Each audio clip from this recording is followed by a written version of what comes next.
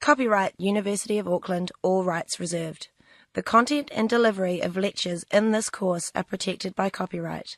Material belonging to others may have been used in these lectures and copied by and solely for the educational purposes of the university under licence. You may record the lectures for the purposes of private study or research, but you may not sell, alter, or further reproduce or distribute any part of these lectures to any other person. Failure to comply with the terms of this warning may expose you to legal action for copyright infringement by the copyright owner and/or disciplinary action by the university.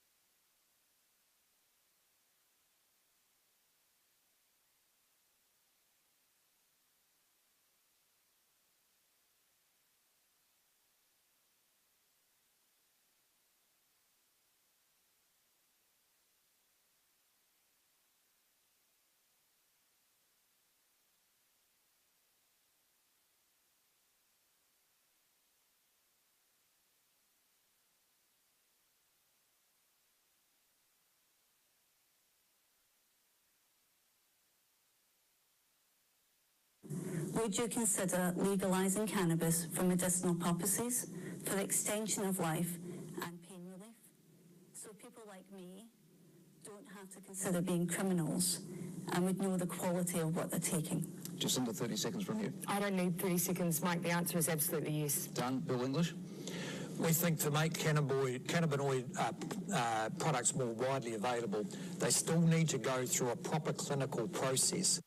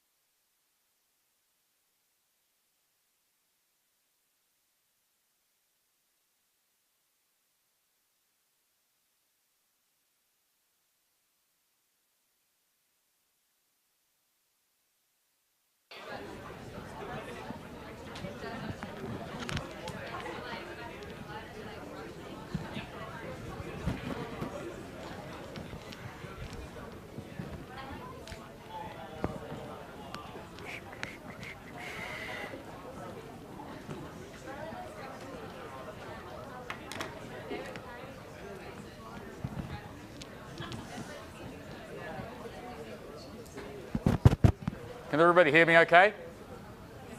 Yep, you hear me okay up the back? Okay, let's get started. As you probably know from the last lecture I did 4 weeks ago, I'm Mark Boyd. I'm a PhD student. I tutored this class last year, so I know it fairly well. I'm going to talk today about television news coverage of New Zealand election campaigns, which is the subject of my PhD thesis. So I'll be talking about longitudinal study from 1993, the last last first past the post campaign, right up until 2017, so just 7 months ago, the alleged Jacinda Mania election. I'll also just knit in some other stuff that I'm using for my thesis, which is the most recent campaigns in Australia, the UK, and the US. But before I start, there's a couple of little administrative things to do. Maria sends her apologies. She got back very late from Australia last night, so she may be here later, but she's not. So she's asked me just to mention that, I've got this on my phone. So there's going to be an assignment preparation session on Thursday, 3rd of May from 10 till 12. And I think there's going to be a doodle poll. Is that right? Yeah. So there's going to be a doodle poll that you'll get as an email, and you work out when's the best time to go and whatever questions you need answered and whatever. And that's all I can tell you. I would say, are there any questions about it? But I don't know, because I'm just repeating what I got in an email. So if you've got any questions, maybe follow up with your tutor or with Maria. So let's get started on elections. How many people in this room voted? Pretty much everyone. Could anybody not vote? Okay. Is that because of age or because you come from somewhere else, or? That's pretty good. That's pretty good turnout. That's like pretty much everybody who could vote did vote. So you are really unusual for your age group. Like obviously most people in this room are sort of late teens, early 20s, maybe a couple of older people. But the majority are in that sort of 18 to 24 age group.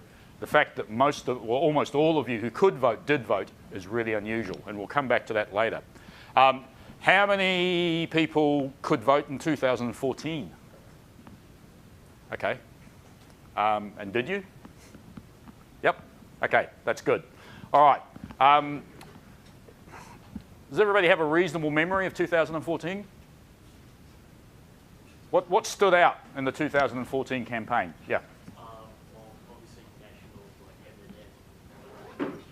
Yep, yep. Anything else? Yep. That been sued by who? Okay, yep, that was that one, yeah. Thank you, dirty politics. Very interesting, very reflective of, once again, your demographic, that most of you remember M&M, but actually it's been pretty much known as the dirty politics election. So this is sort of this says a lot, because one thing I'll be talking about today is presidentialisation. We identify parties by their leaders.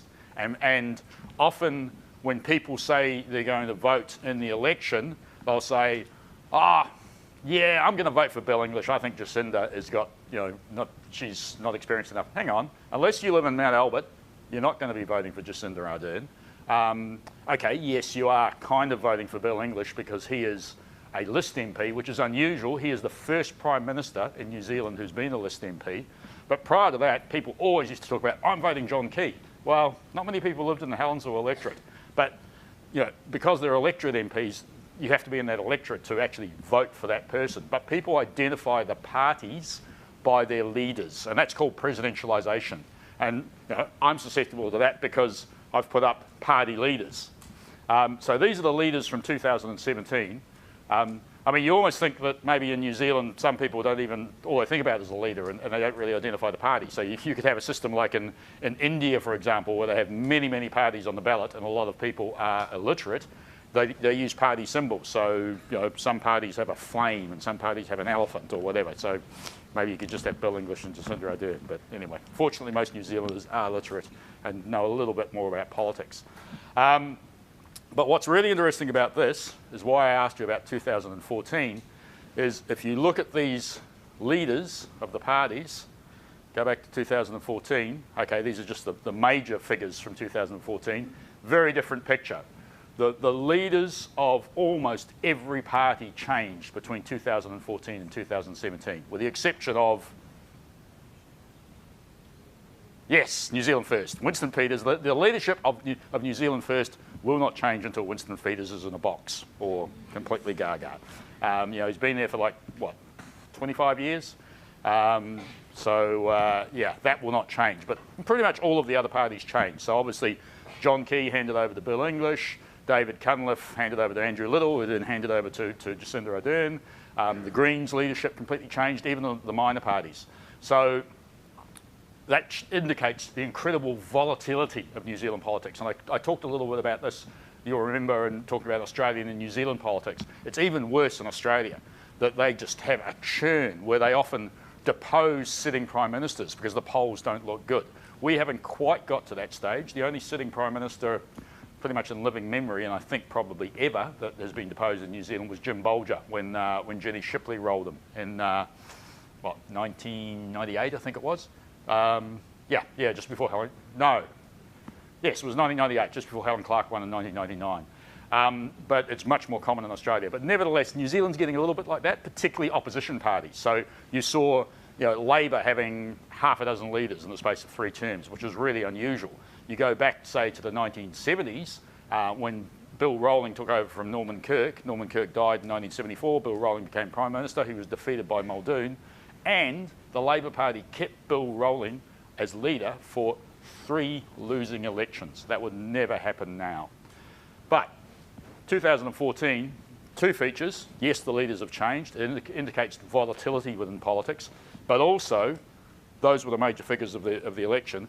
And 3 of those are not leaders, and 2 of them are not politicians, because the 2014 election was dominated by non-policy issues. There was a little bit of talk about capital gains tax and Labor, and National was going to build more roads and do other things. But it was all about dirty politics and internet mana. Dirty politics early in the campaign, internet mana and Kim.com later on. And there was some other stuff like the MNM, suing National and being upset about the song. But the other one was that drew a lot of publicity was Judith Collins, who was already a very sort of divisive and polarising figure, if you like, within the National Party. So 2014 and 2017 were very different. And according to my research, they were very different in terms of the way that media and politics interacted, because when campaigns are going on and being covered by the media, especially television, there's a great struggle for who sets the agenda. And this is one of the key underpinnings of the mediatisation thesis that I talked about, or mediatisation model that I talked about 4 weeks ago. So in mediatisation, you've got a very commercialised, very almost trivialised media logic competing with a more normative political logic. And when we say normative, we mean not normal, but the way things should be. It's almost the way they theoretically should be. So the normative political logic says campaign should be all about policy. There should be a robust discussion. There should be plenty of coverage in the media so that the voters are fully informed. We should have a wide range of views. It shouldn't just be leaders spouting cliches given to them by their advertising company. It should be politicians from all parties and within the parties, and also other players such as business associations, trade unions, and just ordinary voters. But the reality is that, particularly on television, because it's all about talking heads, that it concentrates on politicians at the expense of those other people and party leaders. So these are the party leaders from 2017. Fair range. I mean, one thing it demonstrates is that, as I was talking about in the previous lecture, unlike Australia or a lot of other countries, New Zealand politics is not dominated by old white men. Okay, Bill English is an old white guy, but he's no longer the leader.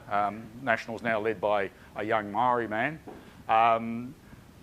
James Shaw, within the world of politics, he's a young man. He's in his early 40s. But otherwise, the only other old white guy who was like the epitome of an old white guy is this guy. And this was really interesting because who knows who he is? Yep. Okay, tell us a bit about Gareth Morgan. Don't use bad language. So he's most known in New Zealand for not liking cats. He's a bastard. He's a no. That's it. Okay, no, you don't need to know anymore. Not liking cat. I'm a cat lover. No, sorry, go on.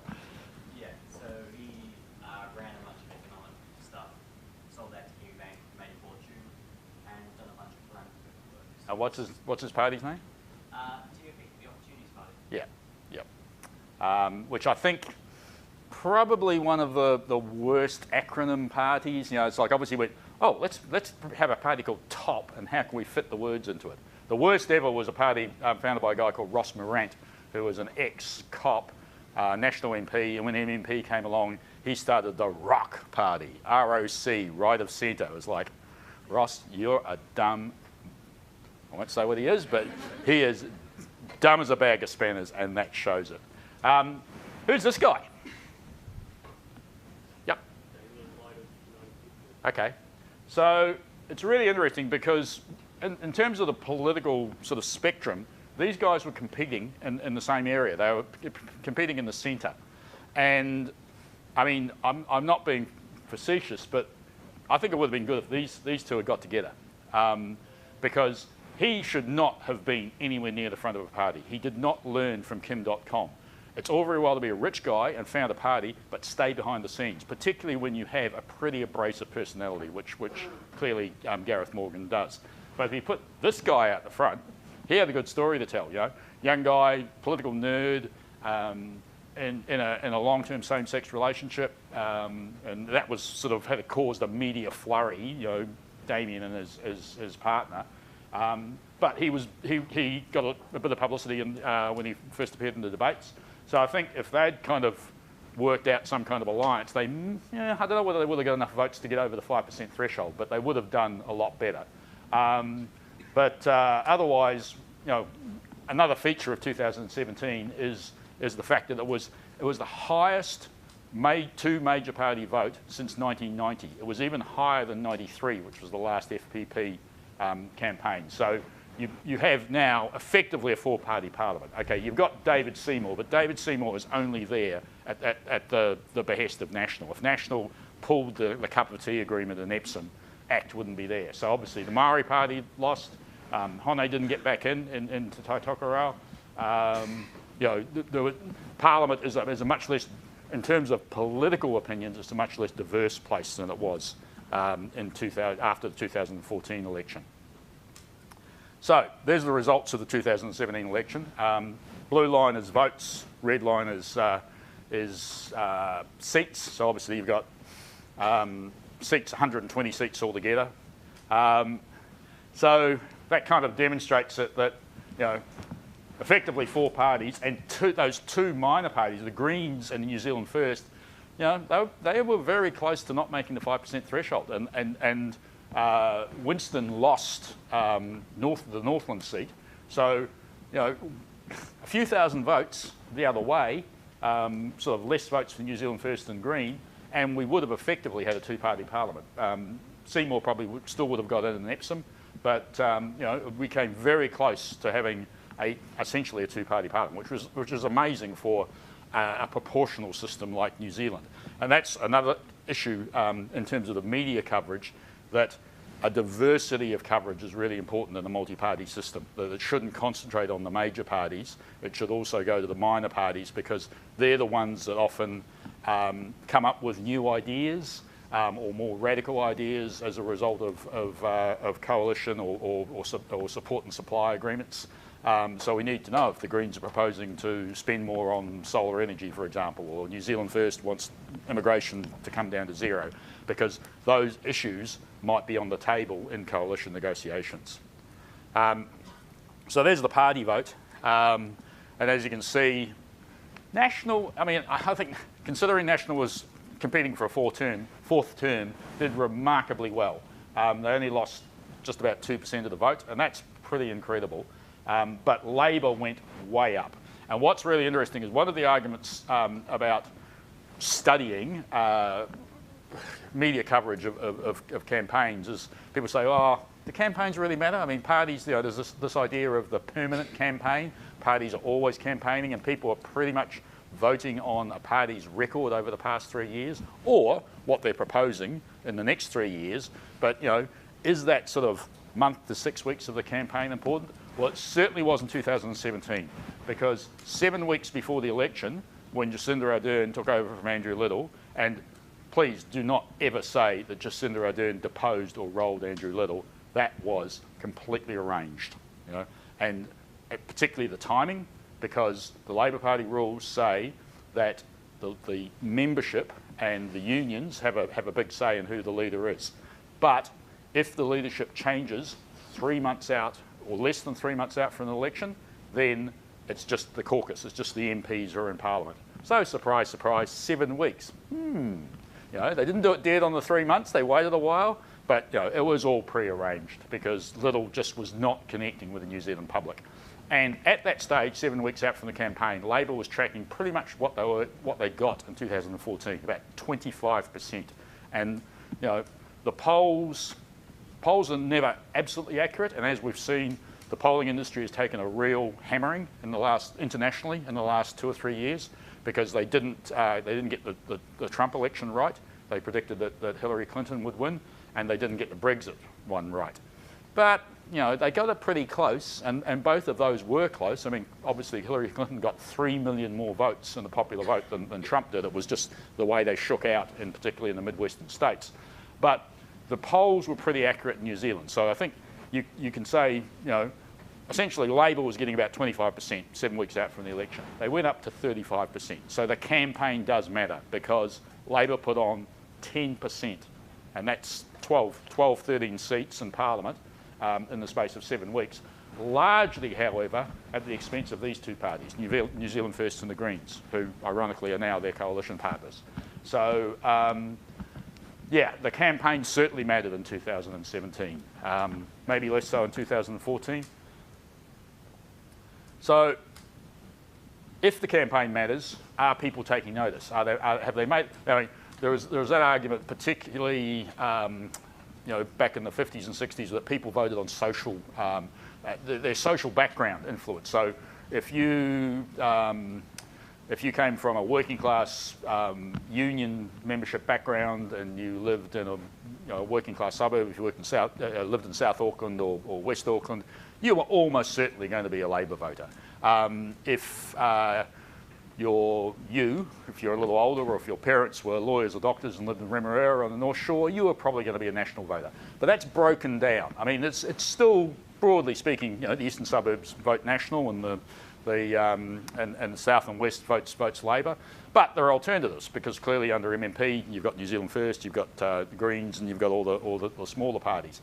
And even those sort of cliches. I mean, there are people, very middle class or wealthy people, who are Labor supporters. There are working class people who are national supporters. So that social identity with politics has broken down.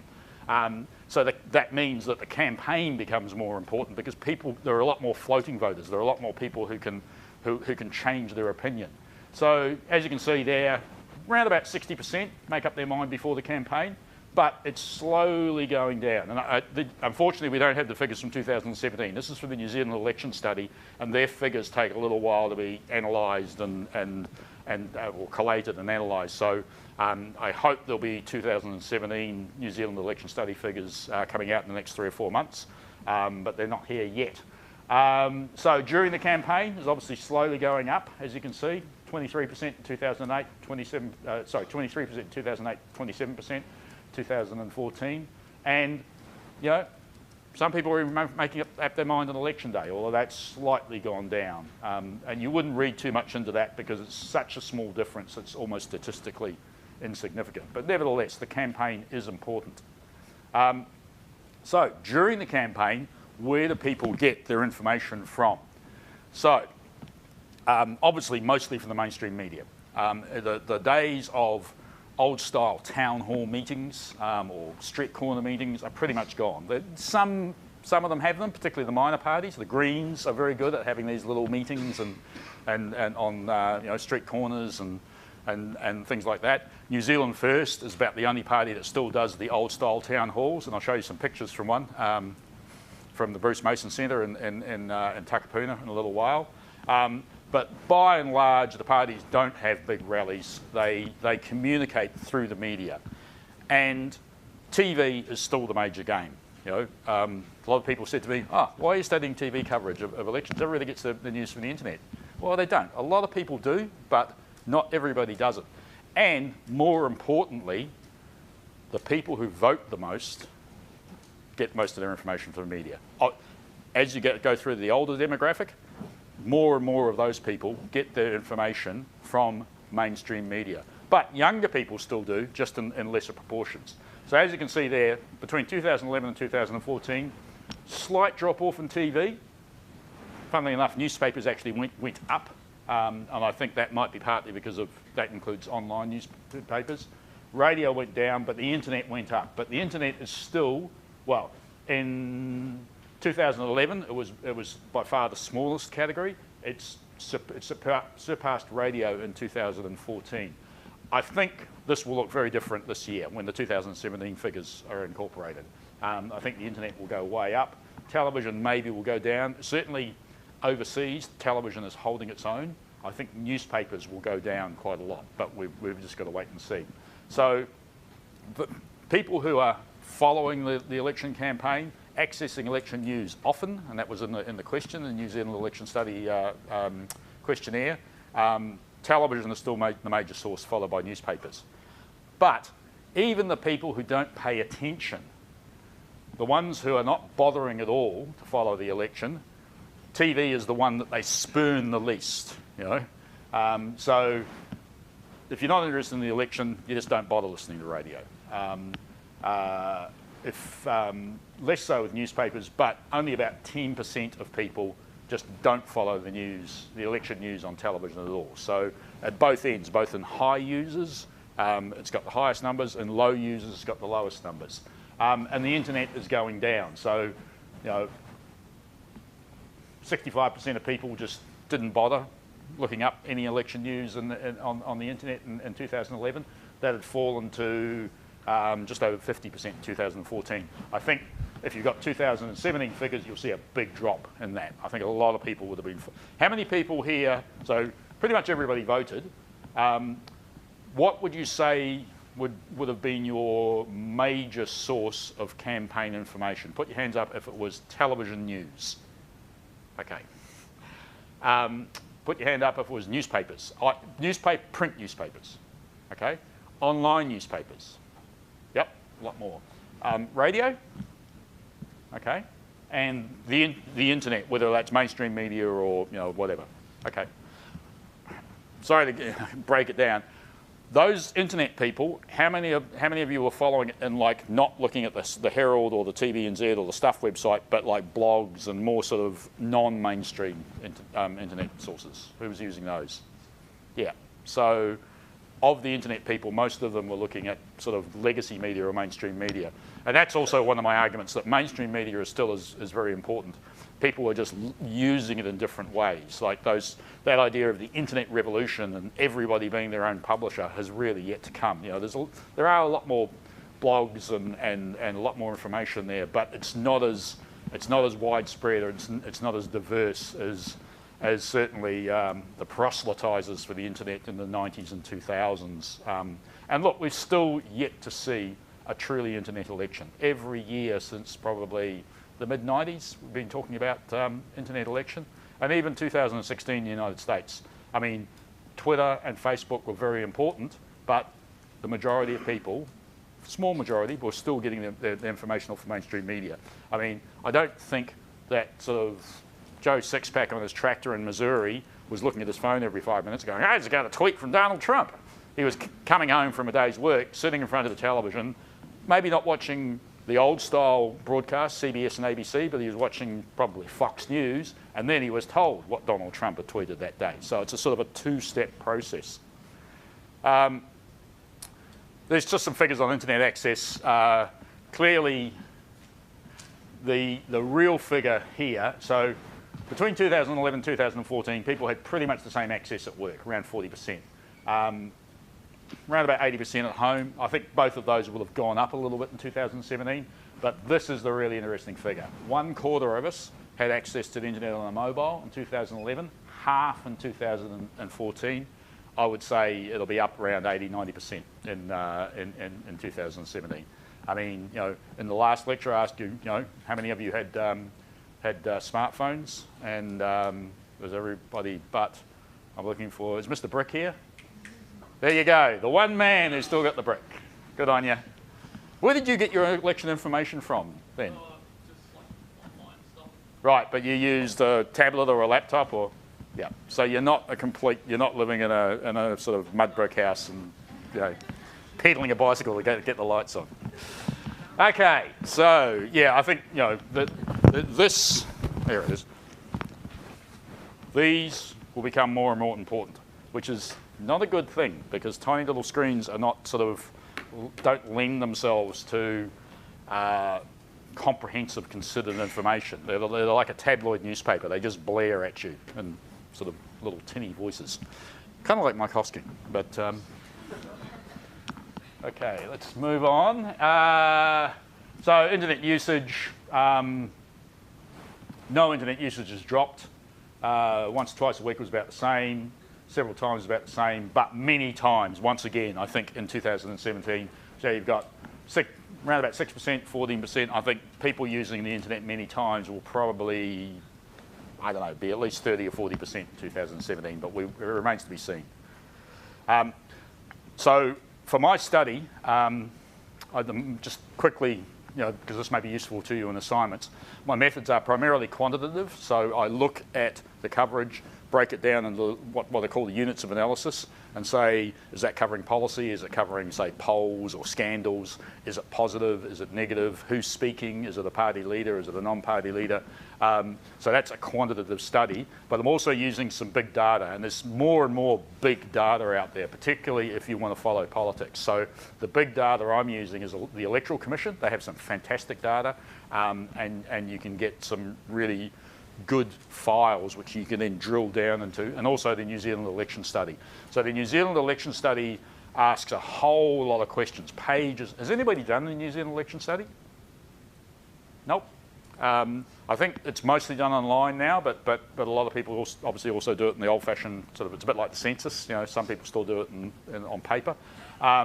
But they get about 2,500 responses, which is pretty good for a country of the size of New Zealand, which is just under 5 million people. So in Britain, for example, they get 30,000 responses. In Australia, I think they get 3,000 or 4,000. But when you look at the responses per million, we're getting about 600 per million. That's one of the highest in the world. New Zealanders love filling out surveys and polls and shit like that. How I then analyse it is through SPSS. Has anybody used SPSS? Okay. You're not one of the students. So. Okay, so SPSS stands for Statistical Package for the Social Sciences. It's something that's worth learning if you want to do quantitative studies. And at the Kate Edgar Centre, they do really good courses, both undergrad and postgrad, in like methods and how to use various packages. And I'd really strongly recommend you take advantage of those. They're free. And they're usually like 2 to 4 hours, and they just really provide you with some good, solid training in how to use packages if you want to go on with political science. SPSS works really well with Excel. SPSS is really good at crunching numbers and providing quite complex statistical analyses. Its graphics look like crap. So unless you're doing a really sort of pointy head academic paper, you want to spit your SPSS figures out into Excel. And all my graphs are made in Excel because they're just primary colours and they look better. The SPSS ones are a bit sort of weedy. So that's what an SPSS file looks like. So incredibly complex. So each line is a unit of analysis. Each column is a variable. But once you've done it, it really provides some really good information, and you can do all kinds of cross analyses.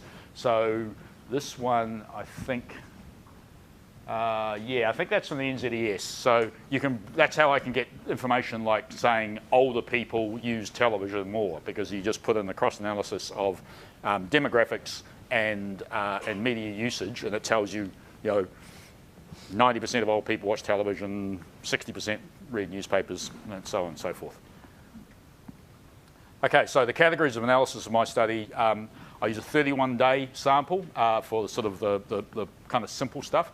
Why it's 31 days is because the official campaign in New Zealand is exactly a month long. It starts on a day called RIP Day, which is 1 month out from actually 32 days before the election, but one month out from election eve, and various provisions come in on RIP Day, so, about restrictions on advertising and where you can put billboards and all that kind of thing. So that's the official campaign in New Zealand. It makes it slightly complex studying overseas campaigns, because some campaigns, for example, the American campaign, effectively it's what, 18 months long, 18 months to 2 years long. But the sample still works. You're still looking at the last month of the campaign. Australia had about a 10-week, 70-day campaign in 2016.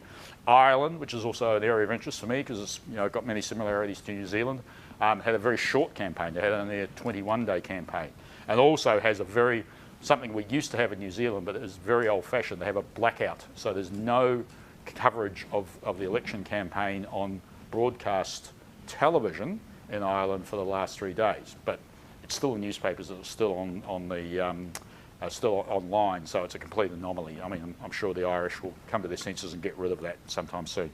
But because there's an enormous amount of information there, I also then look at a 7-day sample because it just takes so long to time out and code all this stuff.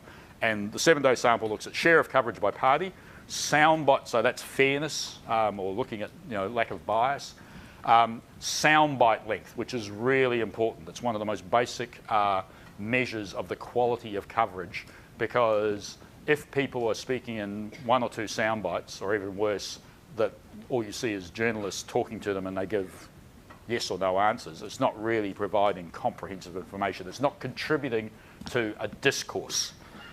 Whereas if they are allowed to speak in a sentence like this with a subordinate clause and explain themselves over a period of 10 or 12 seconds, and which still sounds a remarkably short period of time, but it's a lot better than 2 or 3, then it allows you to get a better idea of what they're saying, but also a better idea of who they are. And there's a good example of this coming up. Coverage of party leaders, already talked about, presidentialisation. I mean, in an MP system, it's inevitable. The party is symbolised by its leader. But another issue is, getting a broad spread of leaders. Policy coverage is really important. So are we talking about issues, policy issues, or are we talking about what's called the game? So the game is polls, who's ahead, who's behind, strategy, and also obviously in New Zealand, speculation on coalition and agreements. So there was a lot of that in this. It usually revolves around Winston. Will Winston, and once again, we're talking about Winston rather than New Zealand First, but will New Zealand First, who will they go with? Will they go with National, will they go with Labour? And look, I think, although it's not policy, that's a perfectly legitimate area of debate, because it clearly it had a huge influence in 2017 and went against expectations. And believe me, if I ever say something's going to happen, do not bet money on it, because all my predictions are wrong.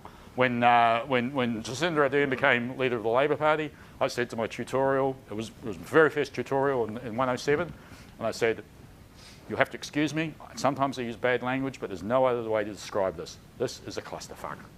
You don't change your leader 7 weeks out from a campaign. Labour's toast. Look what happened. And then after that, I said, no, Winston will go with National. There's no way he'll go with Labour. So anyway, please do not ever follow my predictions. They're always wrong. Tone is really important as well, especially negativity, because there is ample evidence that if the coverage is negative, it's just politicians criticising each other and attacking each other, people turn off. And the classic example of that was 2014. That had one of the lowest turnouts in many, many years, and people just generally just said, it's a load of crap, I'm sick of politics. All they were talking about is dirty politics and, Kim.com. So 2014 was a particularly negative election. 2017 was a particularly positive election. Jacinda Ardern was just out there smiling all the time with those huge teeth and talking about policy. And National had to then, that was a classic example of agenda setting. Labour set the agenda, and it should never happen. The opposition should never set the agenda. The government should always set the agenda. They should be saying, we've done a great job, we've built all these roads, we're in surplus, even though people are living in cars. But at least if they get petrol to put in the cars, they've got roads to drive them on. But National was put on the back foot. So Nationals, although they were talking about policy, it was mostly criticising Labour policy. So the $11.7 billion black hole, but they weren't putting forward strong policies of their own. But the good thing was they were talking about policy. So total campaign coverage, that's from the 7-day sample over a period of, as I say, I did my MA thesis on the 1993 election, which was the last FPP election, right up to 2017. So the coverage is it's oscillated between around 20 and 15. The 25% in 1993 for TVNZ is a slight anomaly because TVNZ only had a half-hour bulletin then. But otherwise it went right up. It went right up in 2014. Both networks had more coverage, and it went slightly down in 2017. There's another thesis that says the more coverage there is, because that's media logic, the media is going, oh, we want to cover this is worth covering, more negative, because it's governed by media logic, it's all about conflict, it's all about antagonism, and that was certainly the case in 2014. So generally, more coverage means more negative coverage. Comparing to overseas, so 2014, 2017, New Zealand was fairly similar. And one of the sort of the basic precepts of looking at television coverage is that state-owned broadcasters, and in most countries, the state-owned broadcaster is a public service broadcaster, but in New Zealand, TVNZ is not a public service broadcaster by any definition. It is a commercial broadcaster, but there's still sort of slight vestiges of public service there. And I mean, that comes out because TVNZ provides more coverage than TV3, as you can see in that graph. Australia is really interesting because although the ABC, which is very public service, completely non-commercial, has a lot more coverage than, and I use Channel 9 as the main example in Australia, it's still less than New Zealand. And so I think that's partially because Australia is an extremely commercial environment, and the ABC News, even though it doesn't have commercials in it, is, by other measures, in terms of short sound bites, less political coverage, quite negative political coverage, it is quite commercial. The Australian environment is very commercial, and I think part of that is because it's unusual in that the first broadcaster in Australia was commercial, Channel 9, rather than usually the first broadcaster that came on the scene in the 50s or 60s was a state-owned or public service broadcaster. So the precursor of TVNZ, the NZBC in the early 60s. In Britain, obviously the BBC in the 50s, ITV came along later. But in Australia, it was the other way around. And I think that's why Australia is quite commercial, even in its public service TV. UK, other way around. So the BBC, huge amounts of coverage, as does ITV. So even though ITV is very commercial, once again, the BBC it's the dominant player, it sets the tone, and the ITV has to keep up with it there. So unfortunately, I don't have any US figures. I'm working on US figures from 2016 now, but what's really interesting is that the US is actually similar to the UK, believe it or not, for the old mainstream media. So I'm comparing CBS and PBS in the US. Campaign lead stories, obviously there's quite a complex table and I won't go through it, but what I call prominence is very important as well. It's not just about how much coverage there is, it's a matter of whether they're prepared to put it up at the top of the bulletin where people take more notice. So certainly if a story is the lead story, and if an election campaign story is the lead story, that has an agenda-setting quality. People go, oh, it's the most important story, I better pay attention to it. Or even they might just watch it before they get up and go to the fridge to get a beer or switch to the other channel or whatever. So consistently, so remember this is over the 31-day period, consistently in New Zealand, about 2/3 of the bulletins have led on the campaign. A little less in 2017 than 2014. Australia, way down, next to nothing. Only 2 on Channel 9 in a 31-day period. And even not that much in the UK. Although UK in 2017 was a little bit unusual because there were 2 very, very big news events. And in fact, campaigning was suspended twice in the UK because of 2 terrorist attacks. One was at the Ariana Grande concert in Manchester, and the second one was on London Bridge. So that means it's a little bit of an outlier. So coverage versus vote share, that's really important. That, are parties getting, and it's hard. I mean, in the old days of the 2-party system, Labor versus National, it was pretty much you'd say they should get equal amounts and probably close to 50%, and because minor parties only got 3 or 4% of the vote. Now in an MMP environment, it's very different.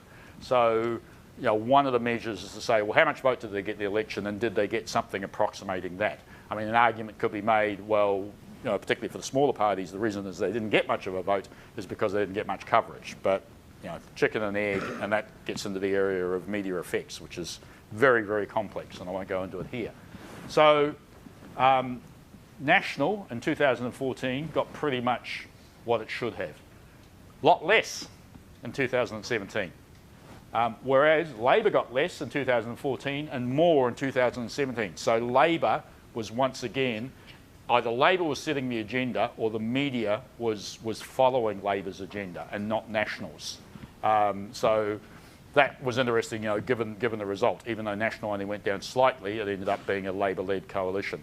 For the minor parties, the Greens really got a raw deal in 2014, particularly on TV3. You know, they got about a third of the coverage they should have. Much more in 2017. And similarly, New Zealand First got a lot less coverage in 2014.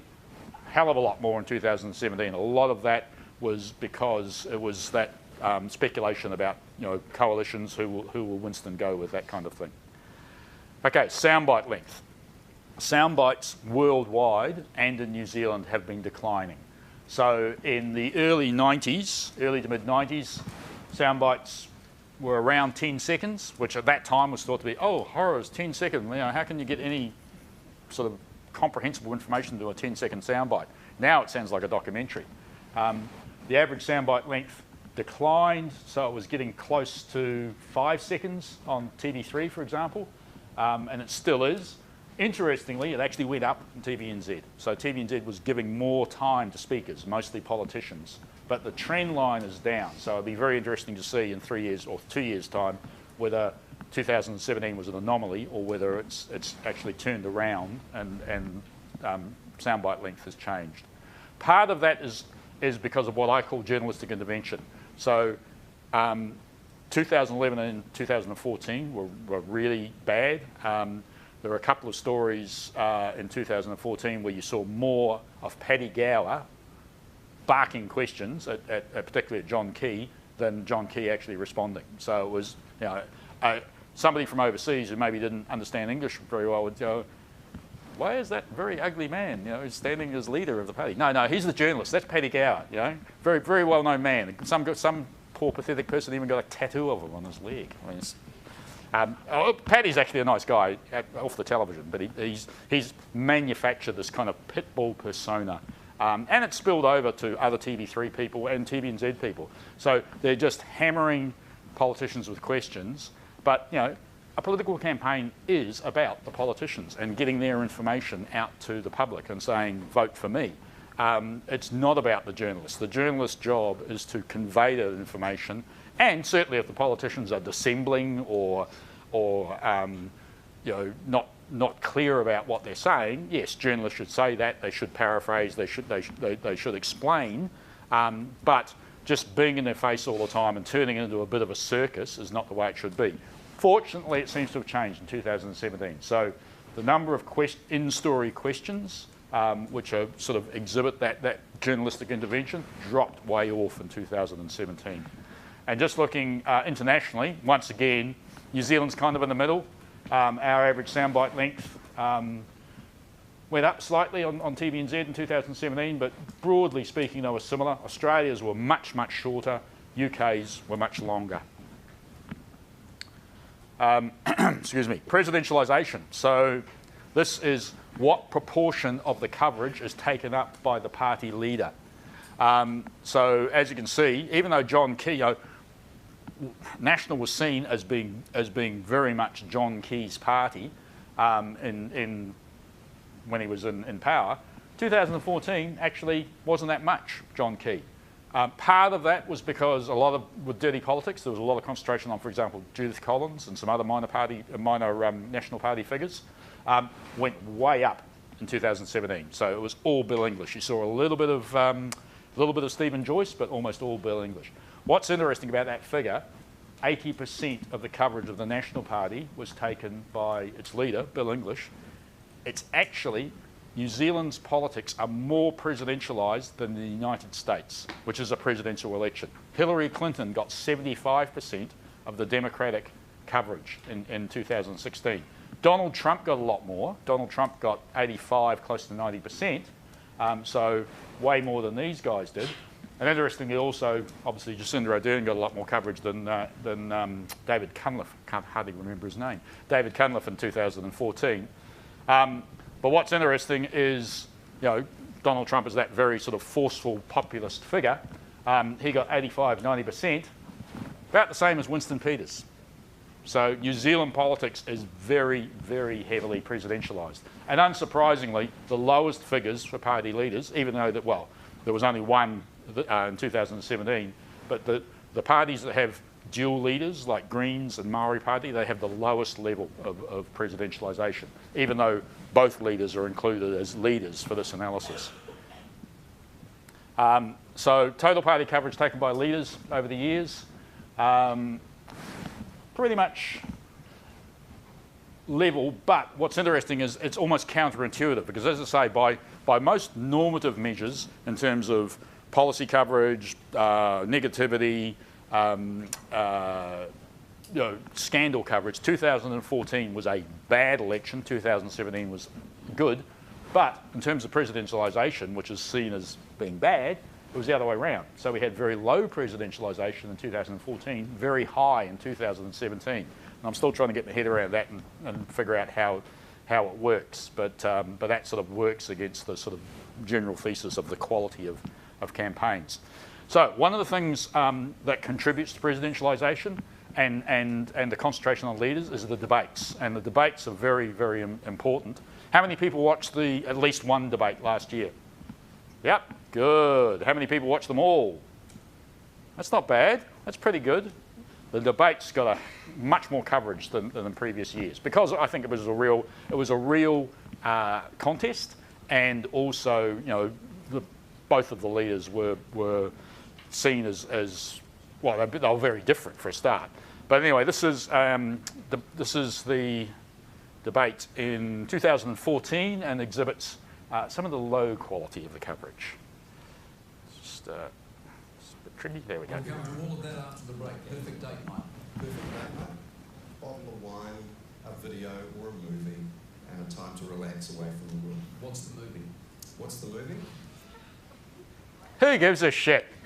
I mean, really? And particularly, that was 5 minutes into the debate. I mean, might be a question right at the end, but 5 minutes in, that man looks so smug. Sorry. Now, this is 2017. This is better. This is much better. This is a real issue. This woman has had cancer. You wouldn't think it to look at her, but she's a user of medical marijuana. And she has a really good question. Like you can feel for this woman because she's obviously in a lot of pain. It's a really important issue. Would you consider legalising cannabis for medicinal purposes, for the extension of life and pain relief? So people like me don't have to consider being criminals and would know the quality of what they're taking. Just under 30 seconds from you. I don't need 30 seconds, Mike. The answer is absolutely yes. Done. Bill English. We think to make cannabinoid products more widely available, they still need to go through a proper clinical process. Yeah, well, voters went through a clinical process on poor old Bill, but I mean, you could argue that indicates mediatisation because Jacinda Ardern has learned the 2-second soundbite. Don't stuff around, just give a straight answer. But that got a huge response. People were like, oh yeah, she's really decisive. She knows what she's talking about. Whereas poor old Bill's like, cannabinoids. So here's, and I think this is part of the reason why National lost some votes. Here's Bill doing his best Mr. Magoo impersonation at the press debate, which was a very good debate. It was online, but it was 1.5 hours, and it was really good quality. And it's in the depths of the depression you do it because you have to. But when you've got surplus, it makes no sense. It makes no sense to have a budget. It makes no. Poor old Bill. Even Jacinda's giving him a hard time. And here he is also at the stuff debate, where he really digs himself into a hole. I think the technology is just around the corner. Some of it looks likely genetic. Some animals are just have less emitting of methane because of their genetic structure. Some plants that they eat, we think will have a different effect on the ruminant process. What Bill means by the ruminant process is if cows eat a lot of grass, they will fart. So that's obviously about greenhouse gases and methane, but I mean, it's good that the debates allow people to speak at length, but it also means that if they don't really get their act together, which is clear there. Jacinda Ardern was seen as being very decisive, very, very succinct, whereas Bill English was waffle, waffle, waffle. You know, it gives the voters a good idea of what's going on. So look, we're almost out of time, but briefly, policy coverage, up and down all over the place. Huge amounts of policy coverage in 2017, which was a good thing. Coverage of scandals, 2014, way up there. Dirty politics. Dirty politics, 2014 was not a good election. And what that meant was for tone, which is really important, net negative is taking negative away from positive. 2014 was by far the most negative. 2017 was positive. And just skip through, skip over those. Jacinda Mania. I don't know about Jacinda Mania. I think it was Jacinda enthusiasm. This is a couple of photographs I took when she came to Auckland University. How many people were at her little thing? Yep. And, you know, I mean, it was Jacinda enthusiasm, but not Jacinda Mania. Winston had a relatively low profile. This is funny. Because Winston sort of, like, he comes out on stage and he doesn't mix with the crowd at all, people were taking selfies with the cardboard cutout of Winston. Most of them were on walking frames, but I shouldn't be cruel. But so there's where I was sitting alongside a typical Winston supporter in the TKZ hat. And okay, so we talked a bit earlier about, you know, you are unusual because in your age group, not everybody voted. In fact, not everybody registered. As you can see, there was talk about, particularly with Jacinda Ardern, you know, talk about being youth adjacent. There was going to be a youth quake. Less young people registered in 2017, and less slightly older people registered, and they voted as well. So there was no youth quake. But hopefully there will be next time. So, you know, do vote. Vote again, because that's the only way you're going to keep good things going or change. Anyway, we're done. Thank you.